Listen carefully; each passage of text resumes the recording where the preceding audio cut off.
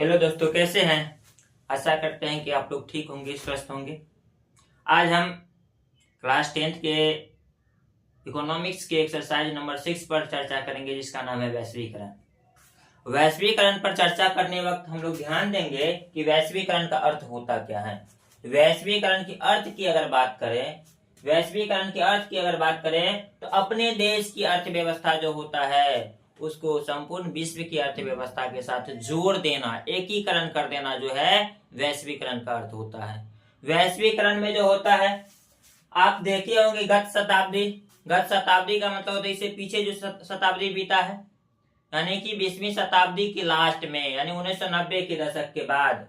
कब? 1990 के दशक के बाद जो है, इसके बाद जो है विश्व की अर्थव्यवस्था जो है, सभी विश्व के जितने भी अर्थव्यवस्था जो है सभी एक दूसरे के लिए खुल चुका है, और तब जो है वैश्वीकरण हो गया। मतलब सभी अर्थव्यवस्था एक दूसरे के लिए खुल जाना वैश्वीकरण होता है। आप देख रहे होंगे, हम नोट किए हैं, गत शताब्दी के 9वें दशक से विश्व व्यापार में एक नया युग की शुरुआत हुई, जिस युग का नाम रखा गया वैश्वीकरण। ये वैश्वीकरण के अंतर्गत जो पूरी दुनिया का जो बाजार है एक दूसरे के लिए मुक्त हो गया है, यानी खुल चुका है। आप यहाँ अगर सामान बना रहे हैं तो आप पूरे विश्व की किसी भी देश में उस सामान को बेच सकते हैं। कुछ नियम एवं शर्तें हैं, लेकिन उस सामान को बेच सकते हैं और अपना व्यापार कर सकते हैं। विश्व के विभिन्न देशों में बनी हुई जो वस्तुएं होती हैं, आपकी दुकान तक अगर उपलब्ध हो रहा है तो ये वैश्वीकरण का ही परिणाम काउंट किया जाएगा।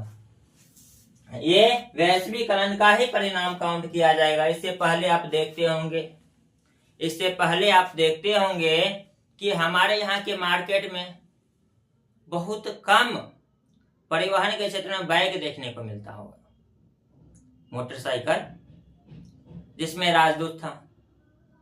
जब ये 1990 का दशक आया, इसके बाद हमारे यहाँ की मार्केट जैसे खुला वैश्वीकरण के लिए यहाँ बहुत सारी कंपनियों का आगमन हुआ, और विश्व के अनेक देशों में जब यह वैश्वीकरण हुआ, तभी से बहुत सारी कंपनियां इस देश से सामान बना करके दूसरे देश भेजना प्रारंभ किया, और सभी यहाँ की छोटी से छोटी और बड़ी से बड़ी मार्केट में देश में बनी हुई वस्तुएं हो या विदेश में बनी हुई वस्तुएं हो, सभी उपलब्ध होने लगा। यह उपलब्ध होने की जो परंपरा स्टार्ट हुई, यह वैश्वीकरण के अंतर्गत स्टार्ट हुई। अभी आप देख रहे होंगे, पहले फोर व्हीलर के क्षेत्र में बहुत कम कंपनियां जो है अपने देश में था। इसके बाद जब वैश्वीकरण हुआ तो वैश्वीकरण में अनेक देश की कंपनियां जो उठ करके अनेक देश में जाने का काम किया। उसी अंतर्गत हमारे देश में भी कुछ कंपनियां आई। उसके अंतर्गत अगर बात करें तो मारुति सुजुकी का नाम सुने होंगे। कौन सा? मारुति सुजुकी जो है इसमें प्रमुख है। इसके बाद हुंडई की बात करेंगे, टेस्ला की बात करेंगे, होंडा की बात करेंगे। बहुत सारे विदेशी कंपनियों का आगमन हुआ, जिससे बाजार की स्थिति जो है बदल गई। बाजार की जो भावनाएं हैं वो बदल गई। अभी आप देख रहे होंगे, आपके छोटे बड़े शहरों में मॉल खुलते जा रहे हैं। मॉल कहते किसको है? मॉल किसको कहा जाएगा?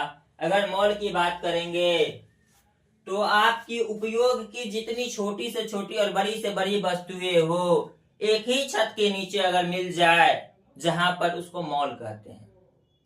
आपकी उपयोग की जितनी छोटी से छोटी और बड़ी से बड़ी वस्तुएं हो, एक ही छत के नीचे मिल जाए, उसको मॉल कहते हैं। और उसी मॉल में जो स्टाफ काम कर रहे होते हैं, उसको न्यूनतम मजदूरी पर रखा जाता है। मॉल के जो मालिक होते हैं, बहुत ज्यादा मात्रा में सामान की एक ही बार में खरीद की जाती है। जो मालिक होता है या व्यवस्थापक होता है, और मॉल में सजा करके रख दिया जाता है। एक से एक ऑफर चलाते हैं कि एक सामान पर एक मुफ्त, बाई 1 गेट 1 फ्री। ऐसा तो आप सुने होंगे।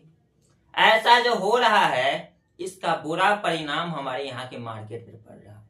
इसका बुरा परिणाम हमारे यहाँ के छोटे बड़े व्यापारियों पर पड़ रहा है। छोटे बड़े व्यापारी के लिए मॉल जो है एक खतरा उत्पन्न करने जा रही है, यानी खतरा बन करके उभर रहा है। छोटे बड़े व्यापारी जो है हमारे यहाँ के लोकल वाले व्यापारी जो होते हैं वो परेशान हो गए हैं। सेम प्राइस पर छोटी दुकान में सामान उपलब्ध होते हैं, तब पर भी लोगों का आकर्षण जो है मॉल बना हुआ है। यह हमारे लिए एक खतरे की घंटी से कम नहीं है। अगर बाजार को समझना है, अगर बाजार को सही रूप से लेकर के जाना है, तो इस बाजार को स्वदेशी बनाने की आवश्यकता है। मैक्सिमम सामान स्वदेशी हो। आज हम मोबाइल कंपनी की बात करें तो मोबाइल कंपनी के क्षेत्र में जितने भी कंपनी अभी मार्केट में अवेलेबल है हमारे यहाँ की मार्केट में, उसमें मैक्सिमम जो कंपनियां हैं वो चाइनीज है। अब बताइए हमारे यहाँ की मैन्युफैक्चर परेशान हो रहे हैं। सरकार को कोई ऐसी और सख्त नीति लाने की जरूरत है जिससे हमारे यहाँ की मार्केट प्रभावित न हो। हमारे यहाँ की जनता को भी सोचना होगा, इस मार्केट पर जो पड़ रहे प्रभाव को कम करना होगा। जो विदेशियों का प्रभाव बढ़ते जा रहा है, और इस प्रभाव को कम करने के लिए जागरूक होने की आवश्यकता है। और यह जागरूक तो करेंगे, लेकिन उनसे पहले इस बातों का ध्यान रखेंगे कि हमारे यहाँ की मार्केट प्रभावित न हो। इसके लिए सरकार को सख्त से सख्त कदम उठानी चाहिए, और सरकार इसके लिए प्रयास अगर कर रही है तो बहुत अच्छी बात है, नहीं कर रही है तो करना चाहिए। वैश्वीकरण का से ये मतलब ये हो गया कि उससे पूरा बाजार सभी के लिए खुल चुका है। सरकार जो है कुछ नियम शर्तें बना रही है, उस नियम शर्तें के अंतर्गत एक देश दूसरे देश में व्यापार कर सकते हैं, सामान को भेज सकते हैं या सामान मंगा सकते हैं। तो हम लोगों का प्रयास होना चाहिए जितना से जितना हो सके स्वदेशी वस्तु को खरीदे, जिससे हमारे यहाँ की जो लोकल मैन्युफैक्चर हैं, यानी लोकल कंपनियां हैं, जो स्थानीय कंपनियां हैं, उसको फायदा होगा तो देश के विकास में ज्यादा योगदान मिलेगा। इसी के साथ अपने वाणी को यहीं पर रोकते हैं।